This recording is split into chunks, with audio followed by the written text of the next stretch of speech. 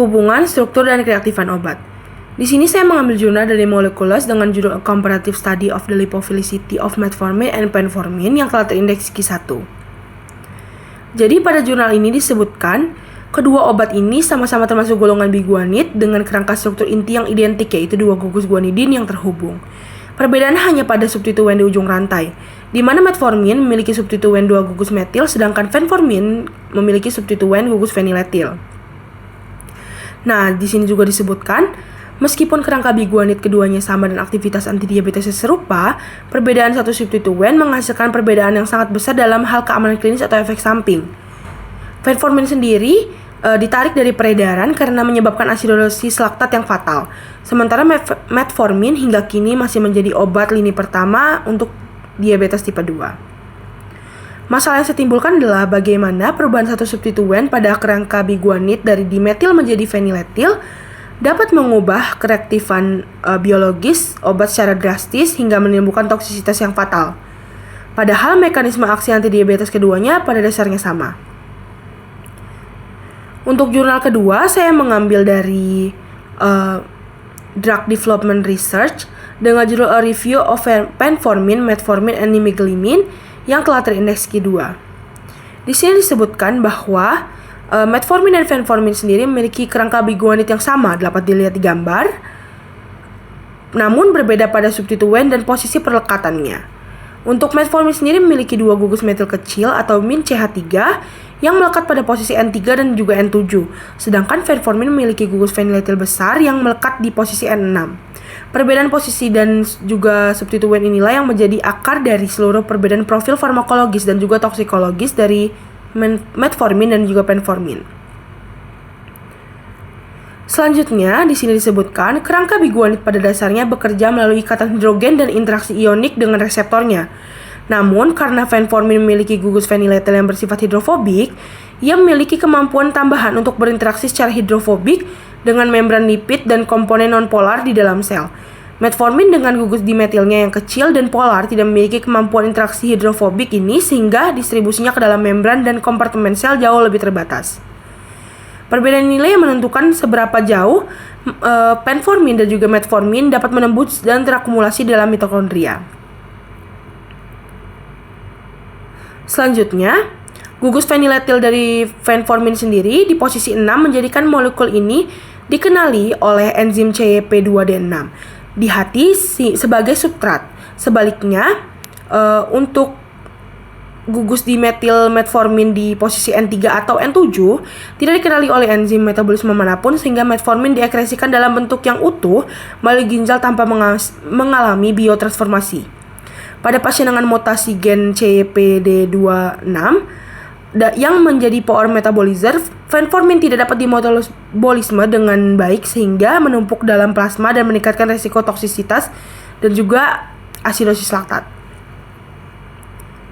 Dapat kita lihat di dalam tabel, perbedaan substituen yang menghasilkan perbedaan sifat fisikokimia yang nyata. Nah, di sini fenformin memiliki berat molekul yaitu 205,27 dan juga clog P atau lipofilisitas yang di sini min 1,027. Sedangkan metformin jauh lebih kecil dengan berat molekul 129,17 gram per mol dengan clog P hanya minus 1,428. Nilai clog P ini untuk fenformin dinilai lebih tinggi dan juga menunjukkan bahwa fenformin lebih lipofilik dibandingkan dengan metformin. Nah, di sini lipofilisitas yang lebih tinggi merupakan konsekuensi atau hal langsung dari gugus feniletil aromatiknya. Dan ini yang memungkinkan fenformin lebih mudah menembus membran biologis termasuk membran mitokondria. Yang kedua, saya mengambil dari jurnal International Journal of Molecular Science dengan judul Metformin When We Should Fear Lactic Acidosis. Di sini yang telah terindeks Q1. Di sini disebutkan bahwa perbedaan reaktifan biologis yang paling kritis atau yang paling terlihat di sini dapat dilihat meskipun keduanya adalah biguanid dengan mekanisme antidiabetes yang serupa, fenformin memiliki afinitas yang tinggi terhadap kompleks 1 mitokondria, sedangkan metformin hanya memiliki afinitas yang rendah. Dapat dilihat dalam tabel ini, Afinitas yang tinggi pada fenformin sendiri merupakan akibat langsung dari gugus phenylethyl hidrofobik yang memungkinkan molekul menembus dan berikatan langsung secara kuat oleh kompleks 1 di membran mitokondria dalam. Metformin dengan gugus dimetil kecil dan polarnya tidak mampu menembus dan berikatan kuat fenformin. Akibatnya, inhibisi kompleks 1 oleh fenformin jauh lebih kuat dan lebih lama, menyebabkan metabolisme oksidatif perifer terhambat secara masif. Pada tabel yang di sini dapat dilihat untuk fenformin sendiri memiliki high affinity atau pengikatan affinity yang kuat, memiliki inhibisi peripheral, memiliki hepatic metabolism. Untuk renal clearance-nya hanya 35% dan juga untuk tes tengah ekresinya itu 9 hingga 12 jam. Sedangkan untuk metformin sendiri, dia memiliki low affinity, tidak memiliki inhibisi peripheral, tidak memiliki hepatic metabolism, dan untuk clearance renalnya 90%, dan untuk tes tengah atau waktu paruh eliminasinya 6,2 jam. Selanjutnya, ketika kompleks 1 mitokondria dihambat secara kuat oleh fenformin, dua hal yang terjadi secara bersamaan.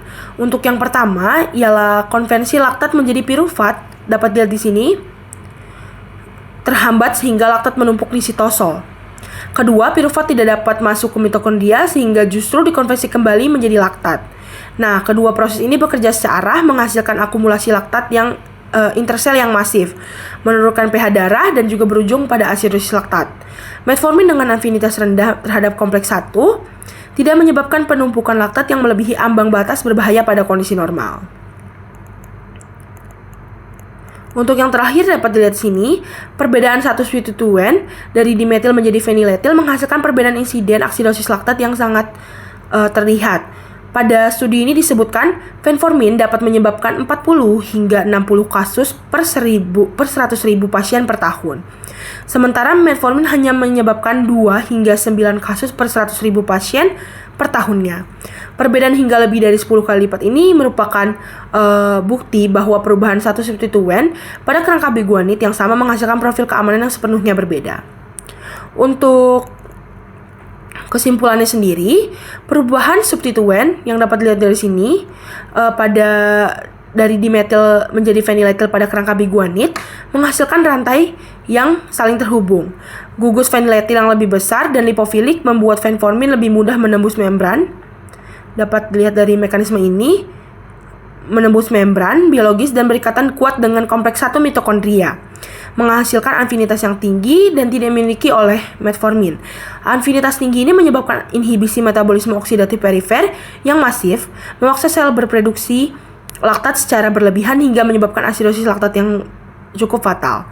Di sisi lain, gugus phenylethyl di posisi N6 menjadi fenformin substrat enzim CYP2D6 sehingga pasien dengan mutasi genetik enzim tersebut tidak dapat memetabolisme fenformin dengan baik, memperparah akumulasinya di dalam tubuh.